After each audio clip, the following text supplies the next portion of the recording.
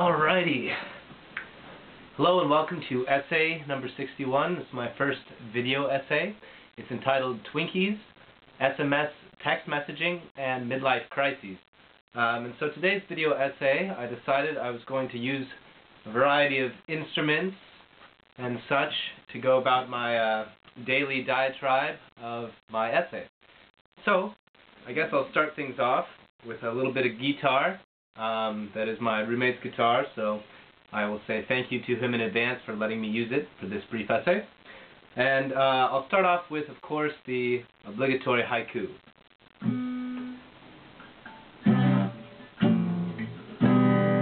A generation once depended on these cakes that will now vanish.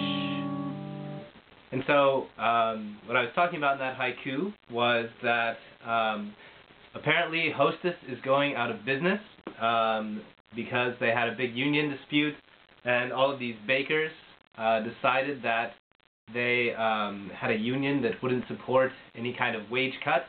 And so the management definitely went all John Galt and was like, I shall leave the system of Hostess caking.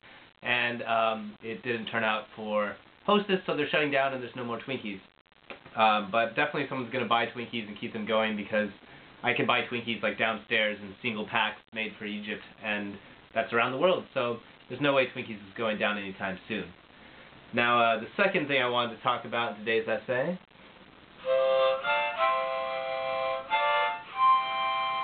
is the age of texting.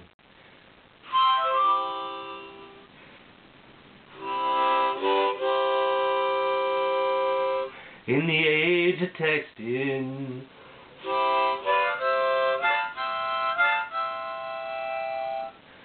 apparently phones are not texting anymore. They're all just going onto the internet and using instant chat programs like Apple. I don't know, I'm not sure. I live in Egypt, so it's kind of hard to keep up on the newest phone technologies. But anyway, people are texting less. So it's bad for the phone companies to make a lot of money off text messages, but for people like me that only have a phone that can send text messages and call people, it's definitely going to be bad, because people aren't going to want to respond to my text. They'll just be like, send me the I am message, and I'll be like, what's that? And it'll be a problem. So that'll be rough.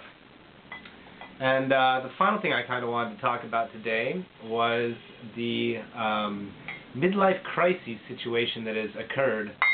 That's pretty bad. There's a midlife crisis of some apes in captivity. They're afraid the apes want to buy Ferraris or something like that when they reach middle age. It's the dark night of the male soul.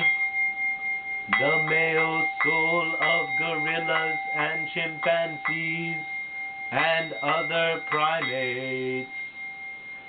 So, yeah, essentially scientists have recently discovered that chimpanzees and gorillas and some other great apes, I'm not sure which kinds exactly, actually go through a midlife crisis psychologically and physically in their kind of like equivalent to our 40s. So it's interesting that people used to think it was just mankind that would have this problem where they reached a midlife crisis period of having low emotional status and such. And it turns out that in primates, which can live up to 50 years in the zoo, or probably much longer in the wild, turn out they can have those kind of midlife crises too, which is pretty crazy, because if you consider that all male primates have midlife crises, why are there old monkeys at all? I mean, it feels like all of us as humans should just be like, alright, I'm 45, and it's time to just go ahead and do something crazy. I'm going to go ahead and try to date that supermodel and leave my wife and end up penniless and in a casino and drunk myself to death. But somehow, the majority of males, in the human culture at least, tend to just keep going on till old age. And they're like, I'm 60 years old and I've survived for many years and I'm married now and it's all good. And I've been married for 50 of those 60 years. And you're like, wow, it's really impressive. But somehow they got through this midlife crisis. But I'm sure science is hard at work on the midlife crisis special pill you can take that doesn't make you want to buy a Ferrari. It goes a little something like this.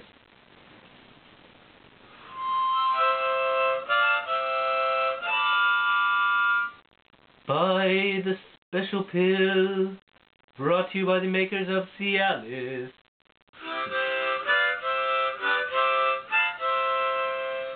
It's a special pill that makes you not want to buy sports cars or cheat on your longtime wife.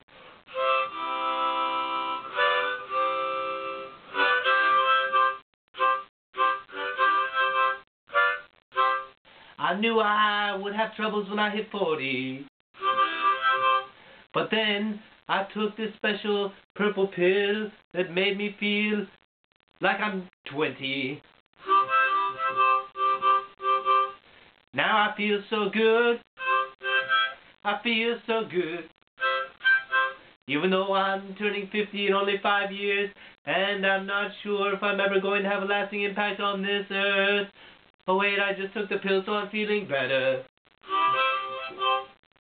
It'll be something like that. MWV 11/20/2012.